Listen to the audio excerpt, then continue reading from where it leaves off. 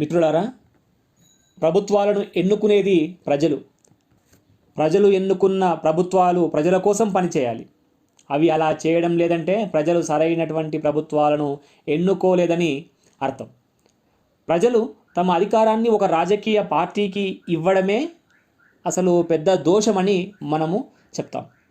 Radical humanism ఏమంటుంది? ప్రజలు తమ అధికారాన్ని ఒక రాజకీయ పార్టీకి దారాదత్తం చేయడము, తమ సార్వభౌమాధికారాన్ని మరొకరికి ఇవ్వడము అసలైనటువంటి దోషంగా చెబుతున్నది. ప్రజలను సహేతుక చింతన చేయగల వారిగా మార్చితే వారి శక్తియుక్తులు పెరిగి సరైనటువంటి ప్రభుత్వాన్ని ఎన్నుకొని దానిని నియంత్రించి తమ సమస్యలను పరిష్కారం చేసుకుంటారు. ప్రజలు తమ సమస్యలను తాము పరిష్కరించుకునేటువంటి శక్తియుక్తులను కల్పించడానికి మాత్రమే రాజకీయం అనేటువంటిది ఉంటుంది, కానీ తమ అధికారాన్ని దొంగిలించడం కోసం కాదు, తమ అధికారాన్ని లాక్కోవడం కోసం కాదు, తమ అధికారాన్ని ఏమార్చి ప్రజలను బిచ్చగాలను చేసి లాక్కోవడానికి కానే కాదు. కాబట్టి ప్రజలు తమ సొంత సమస్యలను తాము పరిష్కరించుకునేటువంటి ఏర్పాటు కోసము రాజకీయ వ్యవస్థ అనేటువంటిది ఉన్నది. అంతేగాని రాజకీయ పార్టీ రహిత ప్రజాస్వామ్య విజయవంతానికి కృషి చేయడమే ప్రజల సమస్యల పరిష్కారానికి దారి. ఏమంటున్నారు ఇక్కడ?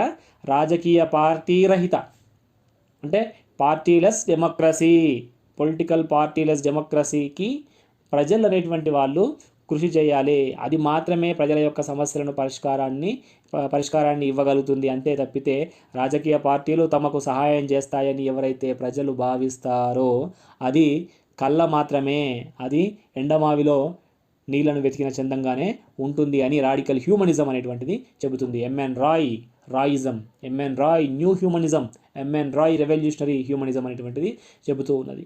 రాజకీయ పార్టీలు రాజుల వలె ప్రజలకు అంటే వారి అధికారానికి ఎదురు నిలుస్తాయి. కాబట్టి ఇక్కడ ఏం చేస్తున్నారు? రాజకీయ పార్టీలో ఉన్నటువంటి పెద్దలు, తర్వాత రాజకీయ పార్టీల ద్వారా అధికారం పొందినటువంటి వాళ్ళందరూ కూడా చివరికి ప్రజలకే ఎదురు తిరిగేటువంటి పరిస్థితి అనేటువంటిది ఉన్నది. కాబట్టి ప్రజల యొక్క సమస్యలకు వాళ్ళు పరిష్కారం చూపకపోగా వాళ్ళు ఏం చేస్తున్నారంటే వారికి మధ్య సంఘర్షణ అనేటువంటి వాతావరణము ఈ రోజున కనిపిస్తూ ఉంది. మీరు మొత్తం రాజకీయ వ్యవస్థను మీరు అర్థం చేసుకునేటువంటి ప్రయత్నం చేయండి. మీకు మొదట పార్టీల యుద్ధం మొదలవుతుంది. ఆ పార్టీలలో ఏదో ఒక పార్టీ గెలిచిన తర్వాత మళ్ళీ ప్రజలకు పార్టీకి మధ్య అంటే ఏర్పడినటువంటి ప్రభుత్వానికి ప్రజలకు మధ్య ఒక అప్రకటిత యుద్ధం అనేటువంటిది జరుగుతూ ఉంటుంది. ఆ జరుగుతున్నటువంటి యుద్ధం లోపల ప్రజలు అనేటువంటి వాళ్ళు ఎప్పటికీ ఓడిపోతూనే ఉన్నారు కదా. కాబట్టి ప్రజలకు రాజకీయ పార్టీలు ఎప్పుడూ అడ్డం తిరుగుతూనే ఉంటాయి. ప్రజల అధికారము తమ వశమయ్యేంత వరకు మాత్రమే అవి ప్రజలకు దగ్గరగా ఉంటాయి. ఎప్పుడైతే అధికారం అందగానే ప్రజలకు దూరంగా జరిగిపోతాయి అనేటువంటి విషయాన్ని మనము అర్థం చేసుకోవాలి. ఎవరో రావాలి, ప్రజల సమస్యలను పరిష్కరించాలనడం సరికాదని ఈనాటి ప్రజల పేదరికం, ఆకలి రుజువు చేస్తున్నాయి. మీరు చూడండి, రాజకీయము, ఆర్థిక వ్యవస్థ ఇవన్నీ కూడా ఏ సమాజం లోపల ఇంతకు ముందు ఎప్పుడూ కూడా అవి ప్రజల యొక్క ఆకలిని తీర్చలేకపోయినాయి. ప్రజల యొక్క పేదరికాన్ని అవి ఎప్పుడు కూడా తీసేయడానికి ప్రయత్నం చేయలేదు. ఎప్పటికీ కూడా తమ యొక్క ఓటు బ్యాంకు ఆధారంగానే అవన్నీ ఆ పనులు చేసినాయి, కొంతనో ఇంతనో. కానీ అసలు అవి ఎప్పుడు కూడా ప్రజలకు పేదరికాన్ని, ఆకలిని మిగులుస్తున్నాయి. ఇప్పటికీ ఆకలితో బాధపడుతున్నటువంటి వారు ప్రపంచవ్యాప్తంగా 50 కోట్ల మందికి పైగా ఉన్నారు అని అంటే మన ప్రపంచ పరిస్థితి మనము అర్థం చేసుకోవచ్చు. హంగర్ ఇండెక్స్ చెప్తూ ఉంది 50 కోట్లకు పైగా మంది ఆకలితో బాధపడుతున్నారు. ఈ మధ్య ఉక్రెయిన్ రష్యా యుద్ధంలో ఎంతమందికి ఇబ్బంది అయిందో మనము చెప్పడానికి లేదు. మొత్తం అక్కడనే కాకుండా కేవలం ఉక్రెయిన్ రష్యా లోపలనే కాకుండా మొత్తం ఆ పరిస్థితి, ఆ ప్రభావము మొత్తం ప్రపంచవ్యాప్తంగా పడింది. కాబట్టి ముద్దపై యుద్ధం అనేటువంటి ఒక ఆర్టికల్ వెన్నెలకంటి రామారావు గారు ఇటీవల రాసిర్రు. అది నేను చదివాను, ఆంధ్రజ్యోతిలో వచ్చింది. అద్భుతంగా ఉంది, ముద్దపై యుద్ధం అని. మీరు సెర్చ్ చేస్తే మీకు ఇంటర్నెట్లో లభిస్తుంది. కాబట్టి అది చాలా కీలకమైనటువంటిది. ఈ యుద్ధాలు, ఈ రకమైనటువంటి అధికార లాలస అనేటువంటిది ప్రజలకు ఏనాడు ఒక ముద్ద అన్నాన్ని పెట్టినటువంటి పుణ్యాన అవి పోలేవు. కాబట్టి ప్రజలారా, మనము ఈ రకమైనటువంటి పార్టీలను, ఈ రకమైనటువంటి వ్యక్తులను, నాయకులను, ప్రజాప్రతినిధులను ఎవరిని నమ్ముకున్నా కూడా మానవవాద సమాజం అనేటువంటిది సాధ్యం కాదు. మరి ఏం చేయాలి? మనుషులము మనం ప్రజలుగా మనం ఏమి చేయాలి? ప్రజలు ఆలోచించి తమను తాము ఎలా బాగు చేసుకోవాలో అనేటువంటి ఆలోచన చేయడం అనేటువంటిది చాలా ముఖ్యము. కాబట్టి ప్రజలు ఆలోచించి తమకు తాము ఎలా బాగు చేసుకోవాలో అనేటువంటి ఆలోచన చేయాల్సిందే. కాబట్టి ఈ రకమైనటువంటి రాజకీయాల మీద, ఆర్థిక వ్యవస్థల మీద మనం ఆధారపడితే ఎంత మాత్రం మనకు మేలు జరగదు. మీరు ఒక్కటే విషయం గమనించండి, చాలామంది అనుకుంటూ ఉంటారు ఏమిటి అంటే ఈ రకంగా అనేకమైనటువంటి నాయకులు అందరూ కూడా మీరు విజేతల దగ్గరికి వారు వెళ్ళి వాళ్ళతో సెల్ఫీలు దిగడం అనేటువంటిది ఈ మధ్య బాగా ఎక్కువైపోయింది. వాళ్ళు ఎంత కష్టపడి ఎంతో శ్రమించినప్పుడు వారి యొక్క ఈ రాజకీయ నాయకులు ఈ వ్యక్తుల యొక్క ప్రోత్సాహము, మోటివేషన్ అనేటువంటిది ఏముండదు. కనీసం వాళ్ళకు కనీస సహాయము, సహకారం కూడా ఉండదు. కానీ వాళ్ళు ఏం చేస్తారంటే వాళ్ళు ఈ విజేతలతోటి సెల్ఫీలు దిగుతారు. కాబట్టి మీరంతా కష్టపడిన తర్వాత చివరికి వచ్చి ఫోటోలు దిగేటువంటిది రాజకీయ నాయకులు లేకపోతే ప్రజాప్రతినిధులు. మీరు ఇంకొక ఎగ్జాంపుల్ చెప్తా. ఎంతో కష్టపడి ఒక వ్యక్తి ఒక చిన్న టీ కొట్టో, ఒక హోటలో లేకపోతే ఒక షాపో ఏదో పెట్టుకుంటే దానికి ప్రారంభోత్సవానికి ఎవరు వస్తారు? రాజకీయ నాయకులు వచ్చి రిబ్బన్ కట్ చేస్తారు. కాబట్టి ఇదంతా రాజకీయం వల్ల అవుతుందని మనం అనుకుంటున్నాం, కానీ రాజకీయం వల్ల ఈ విషయాలు కావట్లేదు. ఇవి వ్యక్తులు తమకు స్వచ్ఛందంగా తామంతున తమకు తోచినట్లుగా తాము అనేక రకాలైనటువంటి కష్టాలు అనుభవించి ఆ రకమైనటువంటి స్థితికి వెళ్ళిన తర్వాత ఇమ్మీడియట్గా ఈ రాజకీయ నాయకులు వాటిని క్యాప్చర్ చేస్తున్నారు. ఎట్లయితే చీమలు ఒక పుట్టను పెడితే ఎట్లయితే ఈ రకమైనటువంటి పాములు వచ్చి ఎట్లా అయితే వాటిని స్వాధీనం చేసుకుంటాయో ఆ క్రెడిట్ అంతా కూడా రాజకీయ నాయకులు ఆ రకంగా మెల్లగా లాగేసుకుంటున్నారు. కాబట్టి ఈ విషయాన్ని మనము గుర్తించాలి. కాబట్టి ప్రజలు తమంతగా తాము హెల్ప్ చేసుకోకపోతే ఎవరు హెల్ప్ చేయరు.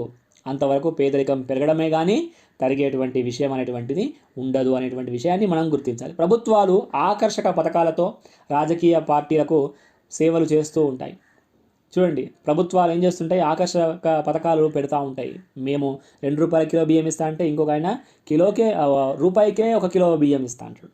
ఒక ఆయన సెల్ ఫోన్లు ఇస్తా అంటాడు, మరొక ఆయన గ్యాస్ ఫ్రీ అంటాడు. ఇట్లా రకరకాలైనటువంటి ఉచితాలను, తర్వాత అనవసరమైనటువంటి వాళ్ళ స్వార్థం కోసం అనేక రకాలైనటువంటి ఈ విధానాలను, ఈ రకమైనటువంటి స్కీములను ప్రవేశపెడతారు. కాబట్టి అవన్నీ కూడా రాజకీయాలు చేసుకున్నటువంటి వాళ్ళ సేవకే కానీ ప్రజల సేవకు కావు. కాబట్టి ఇక్కడ రావిపూడి వెంకటాద్రి గారు ప్రజాసేవ అంటే ఏమంటారు అంటే ప్రజలకు సేవ చేయడం అనేటువంటిది ఒక పెద్ద మూర్ఖత్వము అని అంటాడు. ప్రజలకు సేవ చేయడం అనేటువంటి దాంట్లోనే ఒక దురుద్దేశము ఉంది అని చెప్తాడు. రాజకీయ నాయకులు ప్రజాసేవ చేస్తున్నారు అంటేనే అది తమ స్వార్థం కోసము వాళ్ళు ఆ పేరు చెప్తున్నారు అనేటువంటి విషయాన్ని రావిపూడి వెంకటాద్రి గారు క్లియర్గా చెప్తారు. కాబట్టి ఎక్కడ కూడా సేవ అనేటువంటిది ఒక బానిసత్వానికి చిహ్నం. అది బానిసత్వం కోసము మీరు వెళ్ళి వాళ్ళను డబ్బులు ఖర్చు పెట్టుకొని మీరు సేవ చేస్తారా? కాబట్టి అంటే వాళ్ళ ఉద్దేశం ఏమిటి అంటే అది తమ సేవకే కానీ తమ కిందికి మరిన్ని డబ్బును తర్వాత అధికారాన్ని గుంజుకోవడానికి జుర్రుకోవడానికి తప్పితే అదంతా కూడా మనము నమ్మాల్సినటువంటి అవసరం అనేటువంటిది లేదు. కాబట్టి ప్రజలు ఈ విషయాల్ని చాలా చక్కగా గుర్తించాల్సినటువంటి అవసరము ఉన్నది. ప్రజలు పేదరికంతో ఇది విషయం గుర్తించకపోతే మగ్గిపోతూనే ఉంటారనేటువంటి విషయాన్ని మనం గుర్తించాలి. ప్రజలను రాజకీయ పార్టీలకు బలి ఇవ్వడం మానవవాదం కాదు. రాజకీయ పార్టీలకనే కాదు, మీరు ఏ పేరు మీద ప్రజలను, మానవతను మీరు బలి ఇచ్చినా అది మానవవాదం అనేటువంటిది కాదు. మానవవాదం అంటే ప్రజలందరినీ సమానమైనటువంటి అవకాశాలతో ప్రజలందరూ స్వతంత్రంగా తమ కాళ్ళ మీద తాము నిలబడేటువంటి ఆచరణాత్మకమైనటువంటి దాన్ని ఇవ్వాలి. ఆ జీవన విధానము మానవవాదం అవుతుంది తప్పితే ప్రజలను ఒక పార్టీ మీదనో, ఒక వ్యక్తి మీదనో, ఒక మతం మీదనో, ఒక ఆలోచన మీదనో, ఒక సిద్ధాంతం మీదనో, ఒక వర్గ సిద్ధాంతం మీదనో ఇట్లా అన్నీ పెట్టి వాళ్ళను డిపెండెంట్గా వాళ్ళను ఒక ఆధారపడి జీవించే వారిగా మార్చడం అనేటువంటిది ఎట్టి పరిస్థితుల్లో అది మానవవాదం కాదు. ఇప్పుడు రాజకీయ పార్టీలు చేస్తున్నటువంటిది, రాజకీయ నాయకులు చేస్తున్నటువంటి అన్నీ కూడా పూర్తిగా ఇదే విషయం అని మనం గుర్తించాలి. రాజకీయ నాయకులు ఏం చేస్తున్నారు? మాకు ఓటేయండి, మేము మీకు బాగా చేస్తాము, మీకు అది ఇస్తాము, ఇది ఇస్తాము, మాకు ఓటేయండి, మా పార్టీ అధికారంలోకి వస్తే ఈ పని చేస్తాము, ఆ పని చేస్తామని వాళ్ళు చెప్తూ ఉంటారు. ఇవన్నీ కూడా ప్రజలను మోసం చేయడమే తప్ప ప్రజాస్వామ్యాన్ని ఇబ్బందికరంగా చేయడమే తప్పితే అది మానవవాదము ఎంత మాత్రము కాదు. అందుకే ఎంఎన్ రాయ్ రాజకీయ పార్టీని తాను నెలకొల్పినటువంటి రాడికల్ డెమోక్రాటిక్ పార్టీని ఆయన పెట్టినటువంటి కొన్ని సంవత్సరాలకే దాన్ని రద్దు చేయడం వెనుక ఉద్దేశం కూడా అదే. పార్టీ స్వామ్యం అనేటువంటిది ప్రజాస్వామ్యానికి గొడ్డలి పెట్టు అని ఆయన చెప్పడం జరిగింది. కనుక మిత్రులారా, ఈ విషయాలన్నీ మనము చాలా లోతుగా అర్థం చేసుకోవాల్సినటువంటి అవసరం అనేటువంటిది ఎంతగానో ఉంది. ఇవన్నీ పార్టీలు, యజమాని స్వామ్యము, ఇవన్నీ కూడా మనకు పార్టీ స్వామ్యం అనేటువంటిది ఇవన్నీ కూడా మనను ఇబ్బందికరంగా, ప్రజాస్వామ్యానికి, మానవ స్వామ్యానికి ఇబ్బందికరంగా నిలిచేటువంటి అంశాలు. కాబట్టి ఆకలిని తీర్చుకునే మార్గం చెప్పాలే కానీ ఆహారం తెచ్చి నోట్లో పెట్టి పోషించడం అనేటువంటిది కాదు. ఒక చైనా సామెత చాలామందికి ఈ సందర్భంగా గుర్తు రావచ్చు. అంతే కదా, చేపలు పట్టడం నేర్పించాలే కానీ చేపలను తెచ్చి ఆహారంగా పెట్టడం అనేటువంటిది మనుషులకు చేయవలసింది కాదు. అందుకే నేను ఇంతకుముందు మాట్లాడినప్పుడు ఆ విషయం చెప్తూ ఉన్నాను. మీరు ఉపాధి నైపుణ్యాలు కల్పించాలి. విద్య, వైద్యము ఉచితంగా ప్రజలకు అందినప్పుడు ఆటోమేటిక్గా వాళ్ళ లోపల ఒక ఉత్పాదకత శక్తి అనేటువంటిది పెరుగుతుంది. వారికి ఉన్నటువంటి సహజాతమంగా వచ్చినటువంటి సహజమైనటువంటి ఆ శక్తులను మనము షార్పెన్ చేసి, వాటిని నైపుణ్యతను జోడింపజేసి, వాటిని నైపుణ్యాన్ని పెంచి మనము వదిలినప్పుడు ఖచ్చితంగా వారే తమ యొక్క అన్ని రకాలైనటువంటి సమస్యలను వారే తీర్చుకుంటారు. కానీ ప్రజలను కూర్చోబెట్టి వారికి 2000, నెలకు 2000, నెలకు 3000, నెలకు 5000 ఇస్తే సమస్యలు అనేటువంటివి పరిష్కారం కాకపోగా అది ఆర్థికంగా చాలా ఇబ్బందికి దారితీస్తున్నటువంటి విషయాన్ని మనం గుర్తించాలి. ఎట్టి పరిస్థితుల్లో ఎవరికి తక్కువ కాదు. కాబట్టి ఆకలి తీర్చుకునే మార్గము అది చట్టబద్ధంగా, అది న్యాయబద్ధంగా, అది చాలా ధర్మబద్ధంగా, అది చాలా స్వతంత్రంగా ఎట్లా తీర్చుకోవాలనో మనం చెప్పాలే కానీ ఆ రకమైనటువంటి వాతావరణాన్ని కల్పించాలి. కానీ మనము ఎవరిని మన మీద ఆధారపడేటట్టుగా చేసుకోవద్దు. అందుకే ఎంఎన్ రాయ్ చెప్పిండు, ఏమన్నాడు? రాడికల్ హ్యూమనిస్టులు అందరూ కూడా ఫ్రెండ్స్, ఫిలాసఫర్స్ అండ్ గైడ్స్ అన్నాడు. Friends, philosophers and guides. వాళ్ళు తొవ్వను చూపేటువంటి వాళ్ళు మాత్రమే, తొవ్వను ఇచ్చేటువంటి వాళ్ళు మాత్రమే. ఇగో ఈ పందాలో మీరు నడవండి అని చెప్పేవాళ్ళు మాత్రమే, మార్గదర్శనం చేసేవాళ్ళు మాత్రమే, కానీ చేతు పట్టుకొని లాక్క వెళ్ళేటువంటి వాళ్ళు కాదు. కనుక ఇది కేవలం ఆహారానికి సంబంధించిన విషయం మాత్రమే కాదు. అన్ని విషయాల లోపల మనము జ్ఞానవంతులం కావాలి, మనము విజ్ఞానవంతులం కావాలి, మనము స్వయం పోషకం కావాలి, మనము ఎంపవర్డ్ పీపుల్గా మనం మారాల్సినటువంటి అవసరం అనేటువంటిది ఉంది.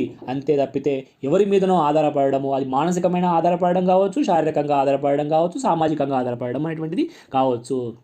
కాబట్టి ఆధారపడడం అనేటువంటిది చాలా పెద్ద ఇబ్బందికరమైనటువంటిది. కాబట్టి ఇంటర్ డిపెండెన్సీ చాలా ముఖ్యమైనటువంటి విలువ. ఇంటర్ డిపెండెన్సీ, మనము ఒక దేశం మరొక దేశం పైన ఆధారపడితే, ఒక కుటుంబం ఇంకో కుటుంబం పైన ఆధారపడితే, పరస్పరము మ్యూచువల్గా ఆధారపడితే తప్పులేదు. కానీ ఒకరి మీదనే ఆధారపడడం అనేటువంటిది పూర్తిగా తప్పు.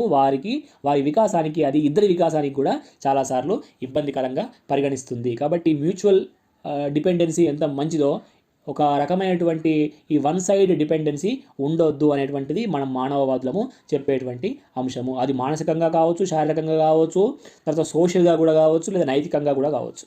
కాబట్టి ఈ రకమైనటువంటి ఆలోచనలను మనము చేయవలసినటువంటి అవసరం అనేటువంటిది ఉన్నది. వ్యవస్థలు మనుషులకు స్వేచ్ఛను ఇవ్వకపోతే వాటిని మనుషులు మార్చుకోవడానికి తగిన సహేతుకమైనటువంటి ఆలోచన విధానము అందించాలి. కాబట్టి ఇక్కడ ఒక పాయింట్ నేను చెప్పాలి. వ్యవస్థలు, ఏ వ్యవస్థ అయినా కూడా వ్యక్తిని తాము నియంత్రించాలనే ప్రయత్నం చేస్తూ ఉంటాయి. అది ఏ వ్యవస్థ అయినా కావచ్చు.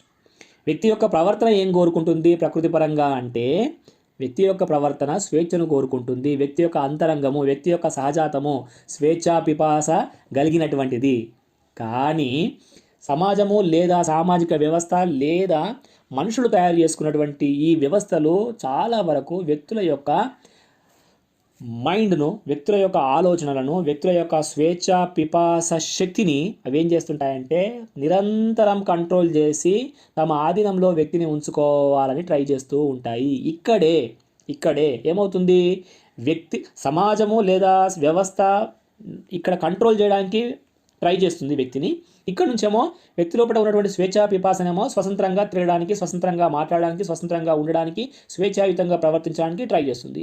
ఈ రెండింటి మధ్య ఒక సంఘర్షణ అనేటువంటిది ఏర్పడుతుంది. ఆ సంఘర్షణనే మనము పేరెంట్స్ లోపల, తల్లిదండ్రులకు పిల్లలకు మధ్య, టీచర్కు విద్యార్థులకు మధ్య, తర్వాత రాజకీయ నాయకులకు, తర్వాత ప్రజలకు మధ్య, పౌరులకు మధ్య, ఇట్లా ప్రతి ఒక్క స్టేజ్ లోపల మనకు అది కనిపిస్తూ ఉంటుంది. ఈ కంట్రోలింగ్ అనేటువంటిది చాలా సామరస్యంగా ఉండడం అనేటువంటిది, డెమోక్రాటిక్గా ఉండడం అనేటువంటిది మంచిది. కాబట్టి కంట్రోల్ చేస్తున్నాము అని వాళ్ళు అనుకోవడము, కంట్రోల్ చేయబడుతున్నాము అని వ్యక్తులు ఎప్పుడైతే భావించే పరిస్థితులు ఉంటాయో అప్పుడు మాత్రమే ఈ సంఘర్షణ అనేటువంటిది వచ్చేటువంటి అవకాశం అనేటువంటిది ఉన్నది. కనుక ఈ సంఘర్షణకు, సమాజంలో జరిగేటువంటి అన్ని రకాలైనటువంటి సంఘర్షణలకు ఈ నియంత్రణే కారణము. వ్యవస్థీకృతమైనటువంటి ఈ నియంత్రణ వ్యక్తుల యొక్క కనీసమైనటువంటి స్వేచ్ఛను కూడా హరించడానికి ప్రయత్నిస్తున్నప్పుడు ఆటోమేటిక్గా ఆ సమాజం లోపల, ఆ కుటుంబం లోపల, ఆ వ్యవస్థ లోపల, ఆ దేశం లోపల, ఖచ్చితంగా ఆ మతాల మధ్య మీకేమవుతుంది, ఖచ్చితంగా సంఘర్షణ అనేటువంటిది జరిగేటువంటి అవకాశం అనేటువంటిది ఉంటుంది. కాబట్టి ఈ స్వేచ్ఛను మనుషులకు ఇవ్వకపోతే మనుషులు ఖచ్చితంగా వాళ్ళు ఏం చేయాలి, మరింత సహేతుకంగా ఆలోచించేటువంటి అవకాశాన్ని తీసుకోవాలి. అంతేగాని అక్కడ మనము పూర్తిగా ఆ సంఘర్షణను పెంచుకోవడము, ఆ సంఘర్షణను మరింత ఎక్కువ చేయడం వల్ల ఆ సంఘర్షణ అనేటువంటిది పూర్తిగా నెరవేరదు, పూర్తిగా కాదు. కనుక మనము మెల్లమెల్లగా ఈ వ్యవస్థను, ఈ రకమైనటువంటి ఆలోచన విధానాలను మార్చుకునేటువంటి ప్రయత్నం అనేటువంటిది చేయవలసినటువంటి అవసరం అనేటువంటిది ఉంది. కాబట్టి వ్యవస్థలు మనుషులను నియంత్రిస్తే అది క్రమంగా నియంతృత్వానికి దారితీస్తుంది. అంతే కదా. వ్యవస్థలు ఎప్పుడైతే అట్లా మనుషులను తమ ఆధీనంలో ఉంచుకోవాలని ట్రై చేస్తూ ఉంటే అది ఆ వ్యవస్థకు అలవాటైపోతుంది. ఆ అలవాటైపోయినప్పుడు ఏమవుతుంది, అది నియంతృత్వానికి దారితీస్తుంది. ఇంకా రేపు పొద్దున అసలు చర్చ, ఆలోచన, అభిప్రాయ భేదము, వ్యతిరేక భావము ఇవన్నీ ఏముండయి, ఇంకా అఖిలపక్షము ఇవన్నీ ఏముండయి. వాళ్ళు ఏం చేస్తారంటే డైరెక్ట్గా, మీరు ఒక విషయం ఇక్కడ నేను చారిత్రకమైన విషయం చెప్తాను. ఏంటంటే హిట్లర్ చేసినటువంటి విధానం ఏదైతే ఉందో అది పూర్తిగా ఆయన డెమోక్రాటిక్గా పార్లమెంటుకు ఎన్నికయ్యిండు. కానీ మొదటి టర్ము చాలా మంచిగా పరిపాలన చేసిండు. కానీ రెండవసారి కూడా ప్రజలు అదే పట్టం కట్టే వరకు తన లోపల ఉన్నటువంటి ఆ నియంత బయటకు వచ్చాడు. దానివల్ల తనకి ఇష్టం వచ్చినట్టుగా పరిపాలన చేయడంతో అది రెండవ ప్రపంచ యుద్ధానికి దారితీసింది. కనుక ఈ వ్యవస్థలు అతిగా మనుషులను నియంత్రిస్తే అది ఖచ్చితంగా నియంతృత్వానికి దారితీస్తుంది. దానివల్ల సమాజం లోపల అరాచకం అనేటువంటిది పెరిగేటువంటి అవకాశం అనేటువంటిది ఉంటుంది. కనుక మనుషులకు సహేతుక చింతనను అందించడమే అవస్థలు తొలగేది. కాబట్టి ఎప్పుడు ఈ వ్యవస్థల యొక్క అవస్థలు పోవాలంటే ఏం చేయాలి, ఖచ్చితంగా మనుషులు సహేతుకమైనటువంటి ఆలోచన, రేషనల్గా ఆలోచించేటువంటి విధానాన్ని మనము యాజ్ ఎ ఫ్రెండ్గా, గైడ్గా, ఫిలాసఫర్గా, హేతువాద మానవవాదులు, నాస్తికులు, తర్వాత పురోగమనవాదులు చేయాల్సినటువంటి పని ఇక్కడనే ఉంది. మన ఆచరణ కోణం అంతా కూడా ఇక్కడనే ఉంది. మేము 1కి 10 సార్లు చెప్తున్నటువంటి విషయం కూడా అదే. మనము ఒక సహేతుకమైనటువంటి విధానాలుగా వ్యక్తులను రూపొందించాలి, కానీ వ్యవస్థను ప్రశ్నించేటువంటి వ్యక్తులను తయారు చేయాల్సినటువంటి అవసరం అనేటువంటిది ఉంది. వాళ్ళు ఊర్లో ఎంతమంది ఉన్నారు, ఆ గ్రూప్లో ఎంతమంది ఉన్నారు అనేటువంటి విషయం కాదు. వాళ్ళు ఎంతమంది ఉన్నప్పటికీ ఒక్కడైనా సరే ఆ వ్యవస్థను ప్రశ్నించేవాడు, అందులో ఉన్నటువంటి లోపాలను గుర్తించే వారిని మనం తయారు చేయగలిగితే, అట్లా ప్రతి గ్రూప్లో అట్లాంటి వ్యక్తులను మనం తయారు చేయగలిగితే ఆ మేరకు సమాజం అనేటువంటిది మారేటువంటి అవకాశాలు ఉన్నాయి. ఖచ్చితంగా అంతకంటే బెటర్మెంట్ అనేటువంటిది ఆ సమాజాల్లో కూడా జరుగుతుంది. ఎవరో ఒకరు నాకు అన్నీ తెలుసు అని వ్యవస్థల పేరుతో నియంత్రించడం వల్లనే ఈనాటి స్వేచ్ఛారాహిత్యం ఫలించింది. చాలామంది నాయకులు మీరు చూడండి, మత నాయకులు ఏం చెప్తున్నారు, అంతా మాకే తెలుసు, లేకపోతే అన్నీ మా పవిత్ర గ్రంథాల్లోనే ఉన్నాయని వాళ్ళు చెప్తున్నారు. రాజకీయ నాయకులు ఏమంటున్నారు, మీకేం తెలియదు, మీరన్నీ మీ తరఫున అన్నీ మేమే చేస్తున్నాం, కాబట్టి మీరు సైలెంట్గా కూర్చొని చూడండి మేము చేసేది అని వాళ్ళు అంటున్నారు. ఇట్లా ప్రతి సమాజం, ఏ సమాజం లోపలైతే ఒక మంచి చర్చ అనేటువంటిది జరగదో ఆ సమూహాల లోపల స్వేచ్ఛారాహిత్యం అనేటువంటిది ఫలిస్తుంది. ఏ మేరకైతే నియంతృత్వం అనేటువంటిది పెరుగుతుందో ఆ మేరకు స్వేచ్ఛా యోచన, స్వేచ్ఛా సంకల్పము, స్వేచ్ఛ అనేటువంటిది తగ్గిపోతూ ఉంటుంది. నేను అందుకే ఒక మాట చెప్తూ, ఒక మాట రాస్తూ ఎక్కడో ఒక దగ్గర రాశాను నేను. హేతువాదం అంటే ప్రశ్నించడం, మానవవాదం అంటే ప్రశ్నించేటువంటి వాతావరణాన్ని తయారు చేయడం లేదా కల్పించడం అని. హేతువాదం అంటే ప్రశ్నించడం, మానవవాదం అంటే ఏమిటి, ప్రశ్నించే వాతావరణాన్ని ఏర్పాటు చేయడం. ఆ వాతావరణము ఈ రోజున అవసరము ఉన్నది. ఆ వాతావరణాన్ని మనం తయారు చేయాలి. ప్రశ్నించేటువంటి గొంతులను మనం కాపాడుకోవాలి. అది ఏ రంగమని కావచ్చు, అది ఏ రంగంలో వాళ్ళు ప్రశ్నిస్తున్నారు, ఏ రంగంలో వాళ్ళు వాళ్ళ యొక్క ప్రశ్నను ఉపయోగిస్తున్నారు అనేటువంటి విషయము అవసరం లేదు. ఏ రంగంలోనైనా ప్రశ్నిస్తున్న వారిని మనం కాపాడుకోవాల్సినటువంటి అవసరం అనేటువంటిది ఉంది. కాబట్టి చాలామంది చాలా విషయాల్లో ప్రశ్నిస్తున్నారు. ఈ రోజున రాజకీయంగా, తర్వాత ఆర్థికంగా, సామాజికంగా, మతాలను, తర్వాత నైతిక ప్రవర్తనలను, ప్రపంచవ్యాప్తంగా జరుగుతున్నటువంటి యుద్ధాలను, ఈ రకమైన అన్ని విషయాలను ఈరోజు వాళ్ళు ఖచ్చితంగా క్వశ్చన్ చేస్తున్నారు. ఆ క్వశ్చన్ చేస్తున్నటువంటి వ్యక్తులను మనం కాపాడుకోవాలి. కాబట్టి ఆ క్వశ్చన్ చేయడమే హేతువాదము. కాబట్టి ఆ రకమైనటువంటి క్వశ్చన్ చేస్తున్నటువంటి వాళ్ళను మనం కాపాడుకొని వాళ్ళను సరైనటువంటి విధంగా క్వశ్చన్ చేసి సరైనటువంటి ఫలితాలను రాబట్టుకునేటట్టుగా చేయడమే ఇక్కడ మనకు కావాల్సినటువంటి అంతిమమైనటువంటి లక్ష్యం. ప్రశ్నిస్తేనే ప్రగతి ఉన్నది, ప్రశ్నించకపోతే ప్రగతి లేనే లేదు. ప్రశ్నించక ప్రగతిలా సాధ్యం అని ఒక కవితలో నేను రాశాను. కాబట్టి చాలా విషయాల లోపల ప్రశ్నించినంత సులభంగా కొంత మత విశ్వాసాలను ప్రశ్నించడం అనేటువంటిది తక్కువగా ఉందనేటువంటి విషయం మనకు తెలుసు. అయినా కూడా ప్రపంచవ్యాప్తంగా 120 కోట్లకు పైగా మంది ఈ రకంగా నాస్తికులుగా, మతరహితులుగా, మతానికి అతీతంగా తమ జీవితాన్ని మధురంగా గడుపుతున్నటువంటి వ్యక్తులు ఎంతోమంది ఉన్నారు. చాలా గొప్పనైనటువంటి విషయం అది. కాబట్టి మనం మతాలు, కులాలు అలాంటి నియంతృత్వమైనటువంటి వ్యవస్థలే, ఆ నియంతృత్వ ఆలోచన ద్వారా పుట్టినటువంటివే ఈ మతాలు అన్నీ కూడా. మతాలు అందుకే మతము ప్రశ్నించొద్దంటది, మతము నేను మారా అంటది, కులము నేను అసలు మారా అంటది, నేను ఉన్నదాంతోటే నేను ఉంటా అంటది. కాబట్టి ఆ రకంగా మూసుకుపోయినటువంటి ఆలోచనలు ఏవైతే ఉంటాయో అవన్నీ కూడా తయారు చేసింది ఏంది? ఈ నియంతృత్వమైనటువంటి వ్యవస్థల వల్లనే అవన్నీ కూడా పుట్టుకొచ్చినాయి. అసలు మతాలు మారితే సమస్యనే లేదు. ఇక్కడ సమస్య ఉందా? మారేదే అసలు మతమే కాదు అంటాడు రావిపూడి వెంకటాద్రి గారు. అసలు మారితే అసలు మతమే కాదు. కాబట్టి మారనిదే మతము. మారకుండా ఉండడం వల్లనే దాని యొక్క బలం అనేటువంటిది ఉన్నది. కనుక మతాన్ని మార్చడం అనేటువంటిది చాలా కష్టమైనటువంటి ప్రక్రియ, చాలా సంక్లిష్టమైనటువంటి ప్రక్రియ. కాబట్టి మనుషులు మతాలకు అతీతంగా ఆలోచించగలిగినప్పుడు చాలా తొందరగా బయటపడతారు. తన పిల్లల్ని మీరు తీసుకోండి, వాళ్ళని ఇప్పటి నుండే మతరహితంగా వాళ్ళను మత భావాలు వాళ్ళకు తాకకుండా పెంచినట్టయితే ఆటోమేటిక్గా వాళ్ళు అసలు ఆ మతం అనేటువంటి ఉచ్చులోనే పడడానికి వాళ్ళు ఇష్టపడరు. కాబట్టి ఆ రకంగా వాళ్ళకు స్వేచ్ఛ ఆలోచన వచ్చేంత వరకు మనం ఎట్టి పరిస్థితుల్లో వాళ్ళకు మత సంబంధమైనటువంటి విషయాల లోపల వాళ్ళని ఇన్వాల్వ్ చేయకుండా మనము ఉంచాలి. కాబట్టి అలాంటి సమయాల్లో కూడా ఖచ్చితంగా అసలు మతం అనేటువంటిది వాళ్ళ మెదడు లోపలికి రాకుండా ఉంటుంది. కాబట్టి మతాలు, కులాలు మీరు ఇంకేమైనా చెప్పండి, అన్నీ కూడా నియంతృత్వ వ్యవస్థల యొక్క శాఖలు మాత్రమే. వాటి నుంచి బయటపడి మనుషులు స్వేచ్ఛగా జీవించాలి అంటే స్వేచ్ఛగా మీరు ఆలోచించాలి. స్వేచ్ఛగా ఆలోచిస్తేనే మీరు స్వేచ్ఛగా ఉండగలుగుతారు, స్వేచ్ఛగా మనగలుగుతారు. నేను ఒకటి చాలా సింపుల్గా చెప్తున్నాను. మీరు పలానా దగ్గరికి వెళ్దామని అనుకున్నారు. కాబట్టి మీరేం చేస్తున్నారు? మీరు రకరకాలైనటువంటి మూఢనమ్మకాల ద్వారా వాళ్ళు అది ఇది అని అనేక రకాలైనటువంటి ఈరోజు ఇది, ఈరోజు బాగాలేదని రకరకాలైనటువంటివి మీ ముందు తీసుకొచ్చి పెడతారు. అప్పుడు మీరు ఏం చేస్తారు? ఈ ఆలోచనల వల్ల మీ స్వేచ్ఛా సంకల్పానికి, మీరు అనుకున్నటువంటి పనికి ఆటంకము ఏర్పడుతుంది. కాబట్టి మీరు ఆటంకము ఏర్పడ్డది కాబట్టి మీరు ఆటోమేటిక్గా వెనక్కి అయిపోతారు. అది భయంతో కావచ్చు, లేదా భక్తితోటి కావచ్చు, లేదా సరే వాళ్ళ మాట విందామనే విషయంతో కావచ్చు. కాబట్టి మీరు వెనక్కి అయిపోతారు. కాబట్టి జీవితం లోపల మెల్లమెల్లగా ఏమవుతుంది అంటే అది పరాధీనత అనేటువంటిది మొదలవుతుంది. ఆ పరాధీనత మెల్లమెల్లగా చిన్న విషయాలతో మొదలై ఇక పెద్ద విషయాలను కూడా మీరు సొంతంగా నిర్ణయాలు తీసుకునేటువంటి పరిస్థితి ఉండదు. కాబట్టి పరిస్థితి ఆ రకంగా చేజారిపోకుండా ఉండాలి అని అంటే మనుషులు స్వేచ్ఛగా ఆలోచించాలి, హేతుబద్ధంగా ఆలోచించాలి, శాస్త్రీయంగా ఆలోచించాలి.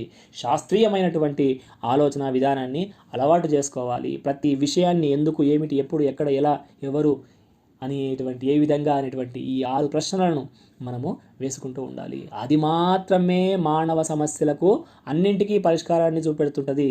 అంతేగాని మీరు ప్రశ్నించకపోతే మార్పు సాధ్యం కాదు. కాబట్టి ప్రశ్న ద్వారానే మనుషులు స్వేచ్ఛగా ఆలోచన చేస్తారు, స్వేచ్ఛగా మీరు జీవించగలుగుతారు. స్వేచ్ఛగా జీవించాలి అంటే, మతాతీతమైనటువంటి జీవితాన్ని గడపాలంటే ముందుగా మనము స్వతంత్రమైనటువంటి ఆలోచన ధోరణిని పెంచుకోవాలి. మన లోపల ఉంది, దాన్ని మనం బయటకు తీసుకురావాల్సినటువంటి అవసరం అనేటువంటిది ఉన్నది. వ్యవస్థల మీద పెత్తనం చేసే వారి వల్ల మానవాభివృద్ధికి ఆటంకం అనేటువంటిది జరుగుతుంది. ఎందుకు మనం ఇవన్నీ చెప్తున్నాము, ఎందుకు ఇవన్నీ ఆలోచిస్తున్నాము అంటే వ్యవస్థలను తమ గుప్పెట్లో పెట్టుకునేటువంటి వారి వల్ల ఇవన్నీ సమస్యలు వచ్చేటువంటి అవకాశం అనేటువంటిది ఉంది. కాబట్టి ఏమీ లేదు, మీరు స్వతంత్రంగా ఆలోచిస్తే ఈ సమాజము ఒక 100 సంవత్సరాలకు బాగా ఆలోచించాల్సింది ఈ రోజునే బాగవుతుంది.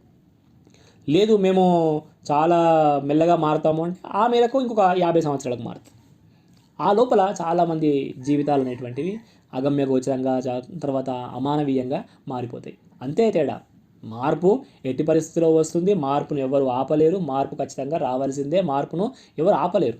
కానీ అది కొంత ముందుగా రావడానికి మనం ట్రై చేస్తున్నాం. ఈ ఉద్యమాల ద్వారా కావచ్చు, ఈ ఆలోచనను స్ప్రెడ్ చేయడం ద్వారా కావచ్చు, ఈ రకంగా అనేకమైనటువంటి కార్యక్రమాల వల్ల కావచ్చు, ఈ భావ ప్రసార సాధనాల వల్ల కూడా మనం చేస్తున్నటువంటిది ఏంటంటే మార్పును ఇంకొద్దిగా ముందుకు తీసుకొస్తే కొంతమందికి ఇమ్మీడియట్గా బెనిఫిట్ అవుతుంది. ఇమ్మీడియట్గా ఆలోచన మారితే సమాజం అనేటువంటిది ఇంకొద్దిగా స్టెప్ కొద్దిగా ముందు పడుతుంది. లేకపోతే ఖచ్చితంగా 100 ఏళ్ళకి మారాల్సిందే వీళ్ళంతా. మేము మారము అని ఎవరైతే గట్టిగా పట్టుకొని కూర్చున్నారో వారంతా ఏదో ఒక రోజు మారాల్సిందే. 100 ఏళ్ళకైనా మారుతారు. కానీ ఆ 100 ఏళ్ళ సమయం లోపల జరగాల్సినంత నష్టము జరిగిపోతుంది. ఎన్నో జనరేషన్స్ పాడైపోతాయి అనేటువంటి విషయాన్ని మనము గుర్తించాలి. అందుకోసమే ఈ ప్రయత్నాలు ఎందుకు చేస్తున్నాం మనం అంటే అందుకోసమే చేస్తున్నాం అనేటువంటి విషయాన్ని మీరు గుర్తిస్తే చాలా మంచిది.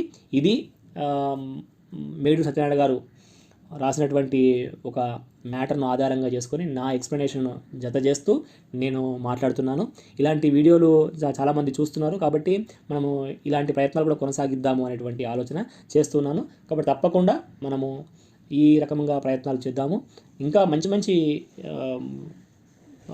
వ్యాసాలను నేను నా వ్యాఖ్యానంతో చేసేటువంటి ప్రయత్నం చేస్తాను. దీన్ని ఆదరించండి.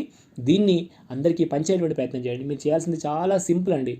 ఏం లేదు, మీరు జస్ట్ ఒక షేర్ బటన్ నొక్కండి. 10 మంది ఫ్రెండ్స్కు పంపండి. అన్ని గ్రూపుల్లో పెట్టేటువంటి ప్రయత్నం చేయండి. మీ దగ్గరి వారికి, రిలేటివ్స్కు, మీ నియర్ అండ్ డియర్స్ వాళ్ళందరికీ ఈ విషయాన్ని పంపండి చాలు. ఆ మేరకు వాళ్ళు మారుతూనే ఉంటారు. కాబట్టి ఇది ఈరోజు వీడియో. మరొక వీడియోను మీకోసం నేను మళ్ళీ తయారు చేస్తాను. అప్పటి వరకు సెలవు. Thank you very much.